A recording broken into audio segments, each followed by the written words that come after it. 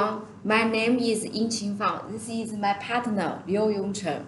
Our topic is how to restrain in-game inflation monitoring and alerting of economical system. The virtual world described in the movie Ready Player One is a dream of each game developer. Once the developer allows the game currency and items to be traded within the game among players, then there may be such a situation. The players are complaining, why do I need to use more money to buy the required items? Similar to the negative emotion inflation in the real economy, the price of the item rises rapidly, giving bad feelings to players. The US government hopes that the annual price increase will be controlled at around 2%, which is healthy. The United States influences it through the Federal Reserve System's monetary policy. So what about the game? Yes, we also need to be alert. We must know that the inflation of the game is also derived from the amount of money in the game. When the amount of money circulated is greater than the demand, it will push up the price. Netease, one of the most important game developers in China, has been working on the development of very complex large MMORPG for 15 years and have accumulated a lot of experience in monitoring, predicting, and regulating the game economic system. Here we believe that this experience will be friendly to even sample game, even if not a MMORPG. If you are thinking about making a game that lets players trade, today's talk will be very useful. Next, we will first explain how the economic system works. We will demonstrate some cases which appear in two popular Chinese games. One is a mobile game, Ghost, and the other one is a computer game, Justice Online. We will explain it as clearly as possible. In the MMORPG, we first made it clear that the players invested time and money and eventually gained the ability. In this process, players naturally divide their labor, get money, produce items, and trade with each other. All these things formed an economic system. As we can see, the economic system often contains at least two currencies, gold and silver. Gold is obtained through players paying, and silver is obtained by spending time participating in specific dungeons. Gold can be traded once and can no longer be traded. Silver is not limited. Gold can buy some non-tradable items to raise ability directly, such as strengthening your weapons. Silver can improve another part of the ability, such as a skill level.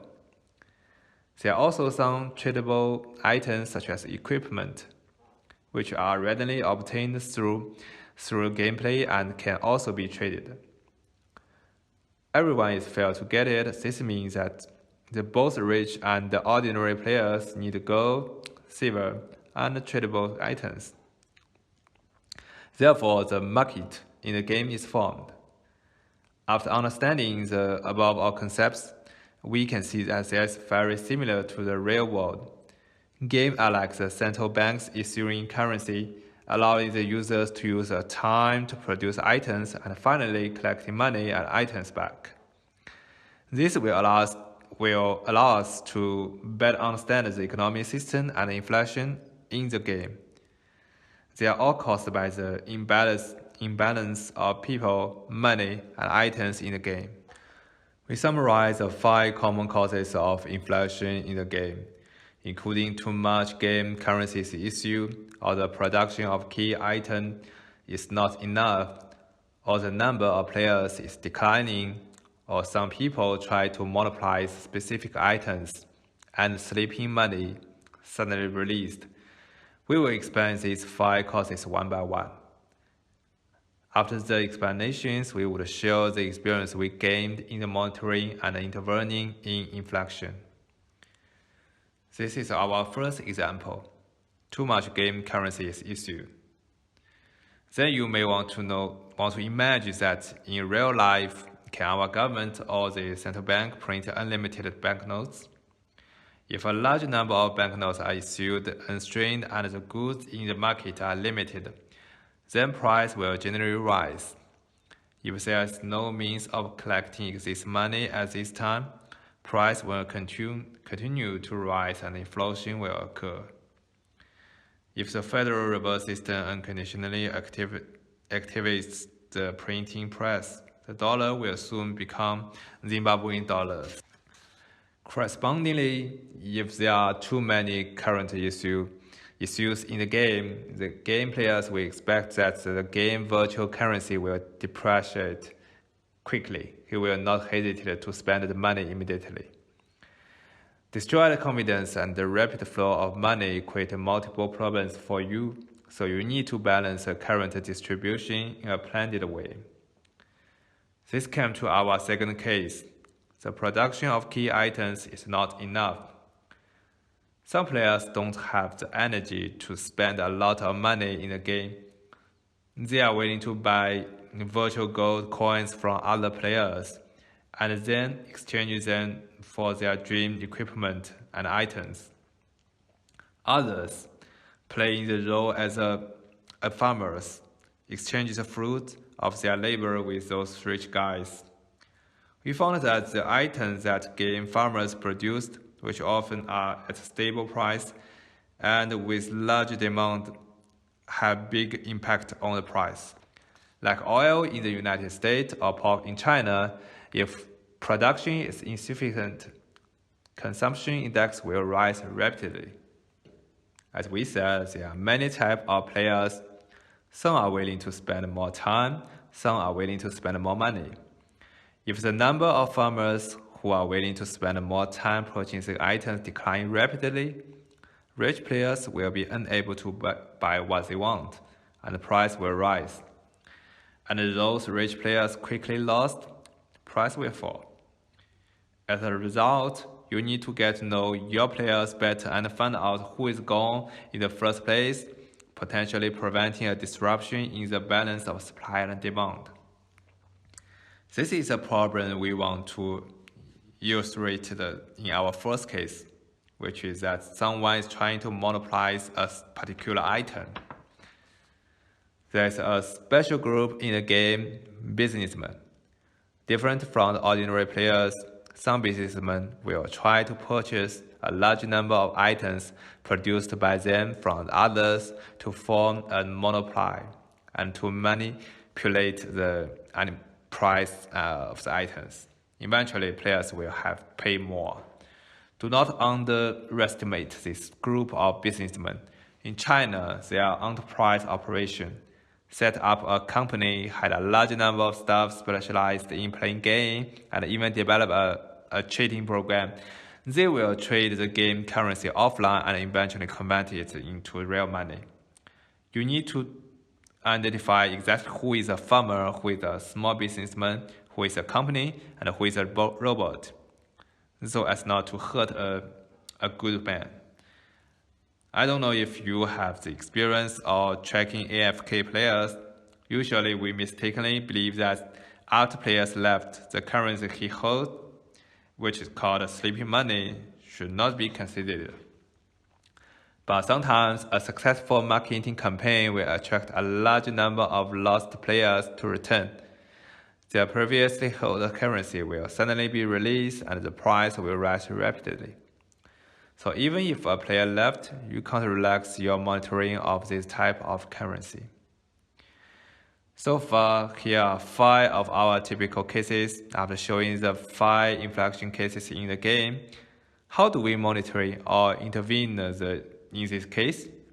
Let my colleague Qinfang share with everyone.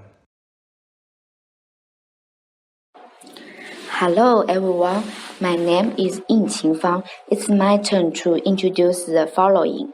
In this part, we will focus on the issue collection stock and the exchange rate of game currencies, the prices of key items, and the whole currency circulation process in the game. To help you understand we will show the results of our work with pictures and texts, hoping you can learn something from our talk. The first is to monitor the game currencies. Let's assume our game system is the central bank. Then the game developers are the presidents of the bank. We have to have the ability to quickly know how much money is still in the market and how much money we are issuing and collecting today. In the Netease game's economical monitoring system, we first use this chart to monitor the general status. In the center of the chart is the current total amount of each currency in the game market. On the left side of the chart is the currency issued by the game bank. They keep pushing the amount of money in the whole market to increase. But on the right side of the chart, we eventually collect the game's currency in lots of ways. For example, players can improve their ability by purchasing and using items. At the bottom of the chart, we monitor the game's trading behavior, and each type of trading is represented by a specific module. Finally, just by looking at the colors or the numbers on the chart, our team members can make a general judgment about whether the money quantity is stable. If someday we found that the amount of money produced on a given day is much larger than the amount collected, we need to be alert. Is there something wrong? At this point, we need a second visualization tool, which is called the details of money. It shows where each kind of currency came from and where it went.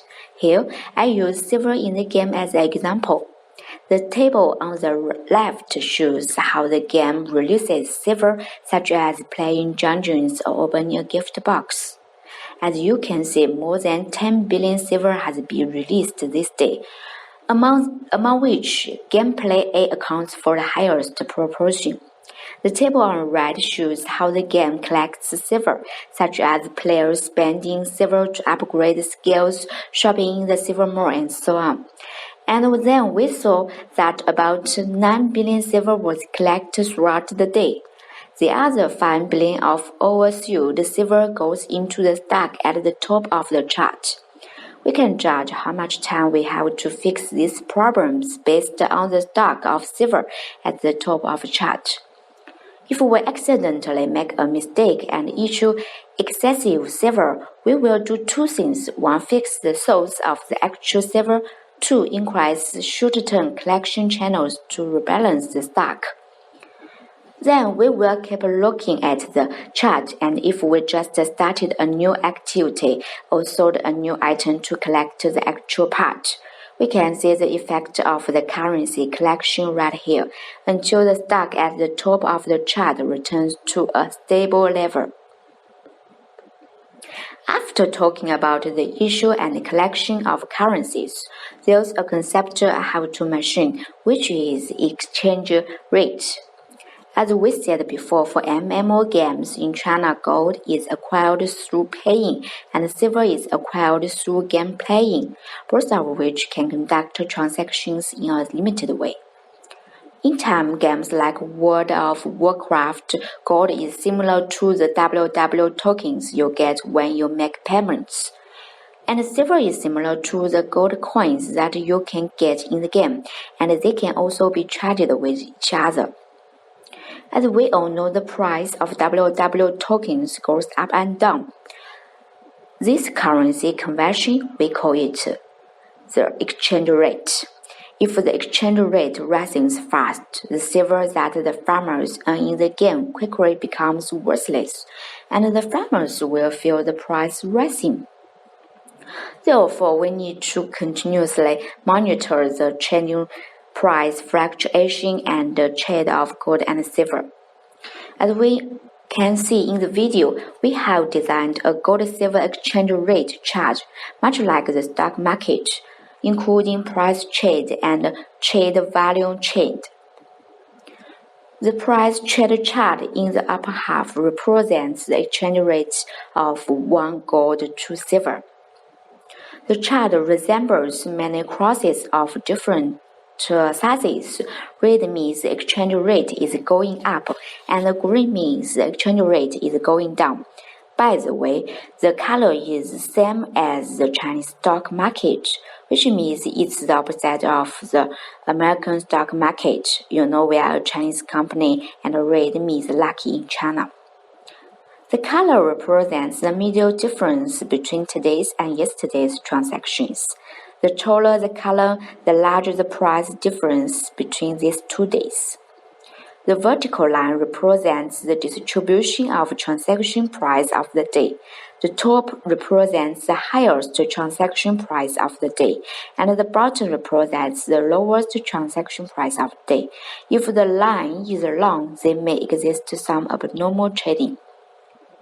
The trade chart below shows the value of transactions between two currencies on the day in a manner of bar charts.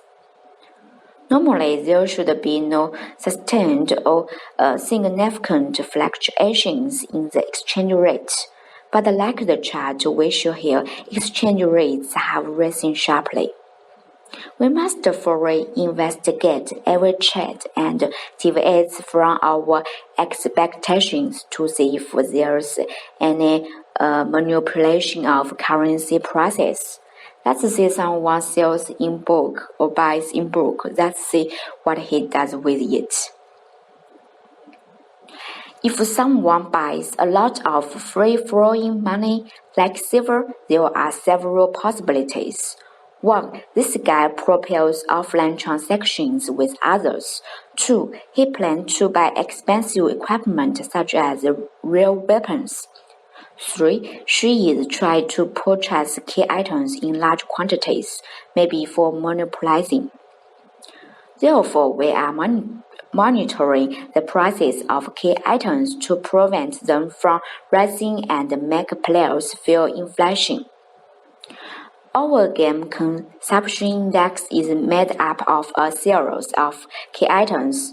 Here we can see that red represents the average price of the items, green represents the transaction price fluctuation, and the numbers show the sales volume. Click on the small chart to see the details of daily transactions. Thank God for the 5 items on this chart. Their selling price trends are pretty stable. If they have huge fluctuations, we will adjust the production of these items. The above monitoring focuses on the currency itself. What about the process of person-to-person transactions? This is also very important, and we found a good way to do it. To record the whole transaction process, we designed a visualization system for the transaction process to focus on the civil trade between different players. As you can see in the video, we use this network to present people's China network. This network has 2 elements, circles and lines. A circle represents a player, and the larger the circle, the greater the player's trading value. The lines represent transactions between players. The arrow on the lines represents the flow of silver, and the colors of the lines represent the amount of silver. These deals are linked together to form a vast network of players' transactions. We can look at the size of the circles to find people who are trading in large amounts who are likely to be more important people in the economic system. No matter how carefully players disguise their every transaction, as long as the players are involved in transactions of a large amount, the charts still can help us identify them. When we want to see a player's trade, we can click the circle to display his trade records. From this graph, we can determine what the currency circulation of each other is like, and more importantly, whether there exists any suspicious currency circulation. Let me share with you a case from our real work. We have found that there is a flower-like trading relationship in the game. According to that, the circles represent the players and the lines represent the trade. The flower chart clearly shows that there was a strange changing relationship in the game at that time. That is, one player and dozens of other players had frequent two-way trading behavior, and this pattern was kind of outside the overall trading market. Don't you think that is so weird? I mean, why a player wants to fund a bunch of players, giving the money away and getting it back? We use this client to identify some players, take advantage of some loopholes with the game design, and make profits. Soon we investigated that and managed to fix it. In a word, we have introduced the economical system and inflation of China's MMO, as well as some cases and visualization tools of monitoring and intervening in inflation. Our original intention is through this talk to help Western game developers know how top game developers in China design monetary economical systems and how to monitor key and data and create visualizations, and how to conduct early warnings and intervention. Any developer who wants to process, control currency issue or considers to add player trading into games, we believe this talk will be very valuable. We have a lot of extraordinary experience in this area, and we hope to have the opportunity to share it with you. Thank you.